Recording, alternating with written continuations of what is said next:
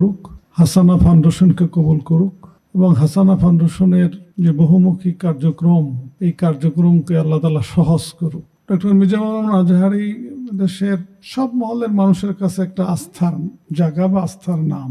আমাদের দেশে যে কাজ করুক, যে কাজ করবে তার প্রতি যদি মানুষের আস্থা না থাকে, তার কাজ মানুষ গ্রহণ করতে চায় না। আল্লাহ পাকের অনেক অনুগ্রহ ডক্টর মিজানুর রহমান আজহারীর প্রতি, তার মেধা, তার শ্রম, তার কৌশল।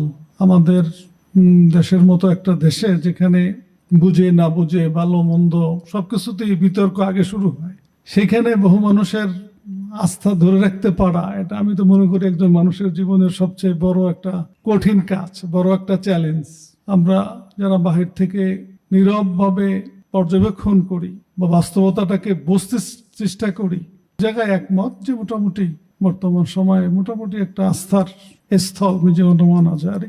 তার মেধা, তার জ্ঞানের গভীরতা, তার সুন্দর আচরণ, ধৈর্য শক্তি, সমালোচনা, সহিষ্ণুতা, যেটাকে বলি না কেন। কাজে তার প্রতি আমার ব্যক্তিগতভাবেই শুধু বিশ্বাস না, বরং বহু মানুষের বিশ্বাস।